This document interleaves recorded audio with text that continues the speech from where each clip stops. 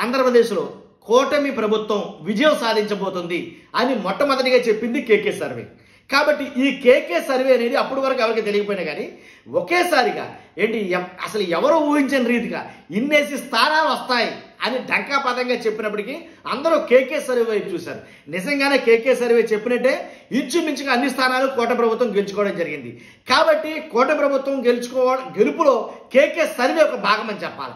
ఇలాంటి కేకే ఇప్పుడు అలాంటి కూటమి ప్రభుత్వం అంత ఘన విజయం పొందుతుందన్న కేకే ఇప్పుడు ఆయనకు మాట మాట్లాడతాడు. ఏంటంటే కనుక రానున్న 2029 కావచ్చు, 28 కావచ్చు, 27 కావచ్చు, రానున్న ఎన్నికల్లో వైఎస్ఆర్సీపీ ఖచ్చితంగా దూసుకుపోతుంది అని కొన్ని మాటలైతే మాట్లాడాడు. ఎందుకైనా ఒకేసారి అలా యూటర్న్ తీసుకున్నాడు, ఎందుకని ఇప్పుడు వైఎస్ఆర్సీపీ పార్టీ విజయం ఖచ్చితంగా వరిస్తుంది అని ఎలా చెప్పబోతున్నాడు అంటే కనుక కొన్ని ఫ్యాక్టర్స్ అయితే కనుక మనం అందించాడు. ఆయన మాటలు కూడా మనం విందాం. కొన్ని మాటలు అయితే మాట్లాడు. ఏంటంటే ఇప్పుడు కూటమి ప్రభుత్వం ఫర్ ఎగ్జాంపుల్ 10 నెలలు చూసుకుంటే కనుక మేము చూసిన వాటి మీద మేము తీసుకున్న కొన్ని శాంపిల్స్ చూస్తే కనుక 10 నెలల్లో కూడా ప్రభుత్వం చేసింది ఏమీ లేదు, జగన్ గారిని దుయ్యబట్టడం తప్ప.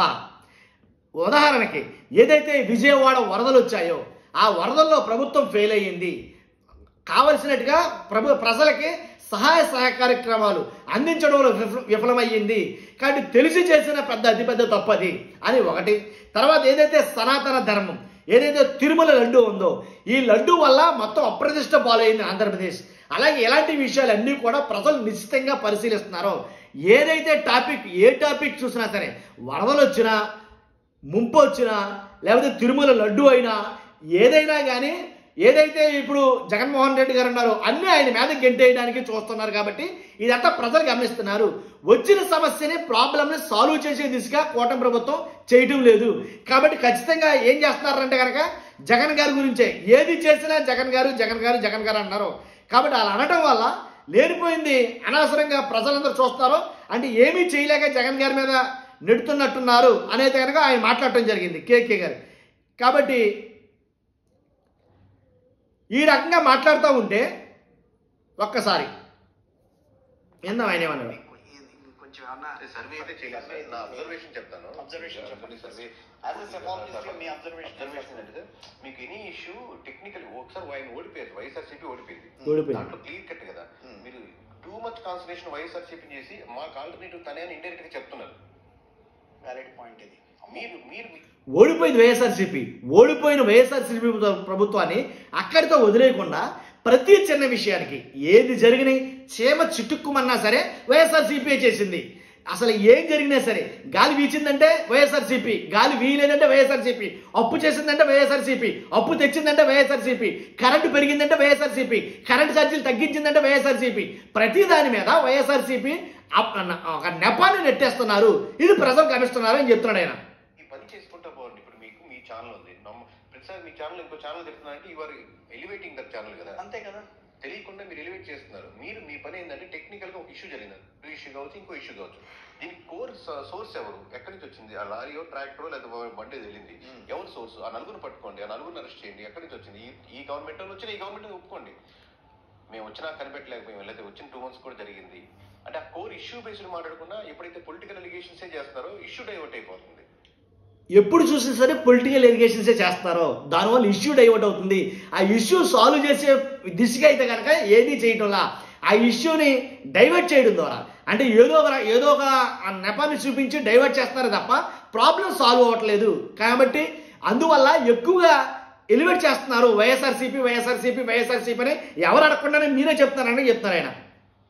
ఓకే, మతం బేస్డ్ సనాతన ధర్మం మీద ఎవరన్నా అన్న పాయింట్కి వెళ్తే ఆ ధర్మం ఆ కోర్ ఇష్యూ ఏంటి, ఎవరు చేశారు, లార్జర్ పిక్చర్కి వెళ్ళి లడ్డు చిన్నదైపోతుంది. అంతే కదా. మరి ఇంకా ఫరెండ్ సార్ ఇనిషియల్ గా ఏంటంటే ప్రతి పాయింట్ ని అబ్జర్వ్ చేస్తుంటారు. రైట్, బట్ అబ్జర్వ్ చేసిన దాంట్లో పీపుల్ ఆస్పిరేషన్స్ లో అనుకున్నంతగా రీచ్ కావట్లేదు అనేది. అది అనుకున్నంతగా రీచ్ కావట్లేదు. నెంబర్స్ మీకు సెపరేట్ చెప్తాను. ప్రజలు అనుకున్నంతగా కూటమి ప్రభుత్వం రీచ్ అవటం లేదు. ప్రజలు అనుకున్నంతగా ఏదో చేసేస్తుంది, ఓడబొడిచేద్దే లేదా ఏదో సాధించేస్తుంది అని అనుకున్నారు ప్రజలందరూ. కాబట్టి అనుకున్నంతగా గ్రౌండ్ రియాలిటీ అయితే లేదు. ఏదో మాటల వరకు చెప్తున్నారు తప్ప అయిన కాని దానికి వైసీపీని మోగిస్తున్నారే తప్ప కూటమి ప్రభుత్వం చేసేది ఓడబీకేది ఏమీ లేదు. కాబట్టి అనుకున్నంతగా చేయలేకపోతుంది అనేది ఆయన మాట్లాడదాం. ఎంతమంది అడిగాము, ఏం చెప్పారు, ఓకే. సో ఇప్పుడు జరిగిన వరదల విషయంలో కానీ వరదల విషయం కానీ సో అనుకున్నంతగా చేయలేదు అన్న భావనే ఉంది. ఓకే. విన్నారుగా, మొన్న జరిగిన వరదల విషయంలో కూడా అనుకున్నంతగా చేయలేకపోయింది కూటమి ప్రభుత్వం అన్న భావనే ఉంది. ఇది కేకే చెప్తున్న మాటలండి, నేను చెప్తున్న మాటలు కాదు. అట్లాగే ఇప్పుడు ప్రస్తుతం బాగా బర్నింగ్ టాపిక్ ఏంటంటే తిరుమల లడ్డు వ్యవహారం.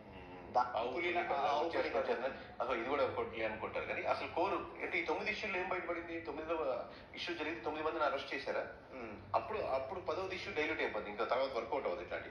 ఇది నిజమైనప్పటికీ కూడా సో జనసేన అధినేత పవన్ కళ్యాణ్, ఉప ముఖ్యమంత్రి ఆయన పవన్ కళ్యాణ్ గారు, కరెక్ట్. సో మీరు అన్నట్టుగా సనాతన ధర్మం గురించి ఆయన ముందుకు వస్తున్నారు ఈ రోజున. ధర్మం రావడం తప్పలేదు, బట్ మీరు సనాతన ధర్మం నేను కాపాడుకుంటాను, దానికి కొంచెం పోరాడటం తప్పలేదు. బట్ ఈ కోర్ ఇష్యూని డైవర్ట్ చేయకూడదు. ఎవరు చేశారు? మెయిన్ పాయింట్ డైవర్ట్ చేయకూడదు. ఈ కంపెనీ ఇక్కడి నుంచి వచ్చారు ఇన్వెస్టిగేషన్. ఎందుకంటే మొత్తం స్టేట్ అంతా ఉన్నటువంటి అడ్మినిస్ట్రేషన్ కానీ, పోలీస్ డిపార్ట్మెంట్ కానీ, మోస్ట్ ఆఫ్ ది ఎమ్మెల్యేస్ కానీ, డిపార్ట్మెంట్ అంతా మీ చేతిలో ఉంది కదా.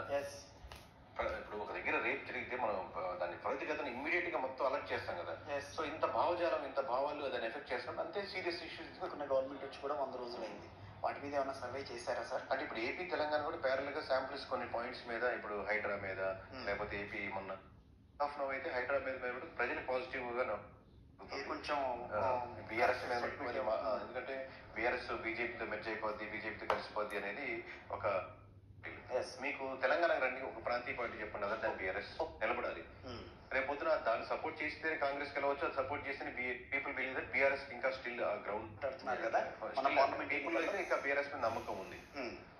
పీపుల్, ఆ సర్టెన్ పీపుల్ కి బీఆర్ఎస్ కి ఎవరైతే 100 రోజుల పాలన మీద ఆంధ్రప్రదేశ్ కి సంబంధించి ఏమన్నా రిపోర్ట్ తెచ్చుకోగలిగారా? తీసుకున్నా సార్, ఇంకా మీకు సెపరేట్ ప్రెస్ మీట్ చెప్తాం. బట్ మెయిన్ మా అబ్జర్వేషన్ ఏంటంటే, మీకు సోషల్ మీడియాలో హైప్ అంటే నెంబర్ ఉందనుకోండి, రియాలిటీలో అంత లేదు. పీపుల్స్ విషయం అనుకున్నంత రీచ్ కావట్లేదు. అది ఎనీ ఇష్యూ కానీ, తీసుకున్న ప్రతి స్టెప్స్ కానీ ఓవరాల్ గా. సో రిలేషన్షిప్ అడ్వాంటేజ్ అవుతా లేదా? 100 రోజుల పరిపాలనలో కూటమి ప్రభుత్వం అనుకున్నంత స్థాయిలో లేదు. అంటే సోషల్ మీడియాలో ఉండడం కానీ గ్రౌండ్ రియాలిటీలో అంత లేదు అనేది చెప్పడం జరుగుతుంది. మీరు ఎప్పుడు YSRCP versus TDP but people రేపు పొద్దున అది కాబట్టి ఇంకో పార్టీ ఆల్టర్నేటివ్ తీసుకోవచ్చు. బట్ ఇప్పుడు ఉన్న పాయింట్ ఏంటంటే, టీడీపీ సోషల్ మీడియాలో అంత హైగా చూపించేంతగా రియాలిటీలో ఎన్డీఏ గవర్నమెంట్ ఏపీలో తెగ్గుడేడండి ఆయన. ఏంటి ఏదో టీడీపీ సోషల్ మీడియాలో కూటమి ప్రభుత్వాన్ని అంత ఎత్తులో ఎత్తి చూపిస్తున్నారు కదా, అంత అయితే లేదు. గ్రౌండ్ రియాలిటీలో అంత అయితే లేదు. కాబట్టి ఏదో టీడీపీ సోషల్ మీడియా మాత్రం భారీ ఎత్తులో చూపిస్తున్నారు, గ్రౌండ్ రియాలిటీలో అంత లేదు. అసలు ఏ పనులు జరగటం లేదు. కాబట్టే అవసరమైతే కనుక తారుమారైపోవచ్చు. 2000 వచ్చే ఎన్నికల్లో జగన్ గారి ఏదైతే పార్టీ ఉందో అది దూసుకుపోయే అవకాశాలు ఎక్కువగా కనబడుతున్నాయి. ఇదే రకంగా కంటిన్యూ అవుతాయి కనుక అనేది ఆయన కేకే సర్వేలో ఆయన చెప్తున్నమాట. కాబట్టి చూస్తున్న మీరందరూ కూడా మీ అభిప్రాయం ఏంటి? ఈ 100 ఈ ఏదైతే ఇప్పుడు వరకు జరిగిన కూటమి ప్రభుత్వం ఉందో ఈ పరిపాలనలో మీ అభిప్రాయం ఏంటి? అన్నీ ఏది వచ్చినా సరే, ఏ ప్రాబ్లం వచ్చినా సరే అన్నీ సజావుగా క్లియర్ కట్గా అవుతున్నాయా? ప్రాబ్లంలు సాల్వ్ అవుతున్నాయా?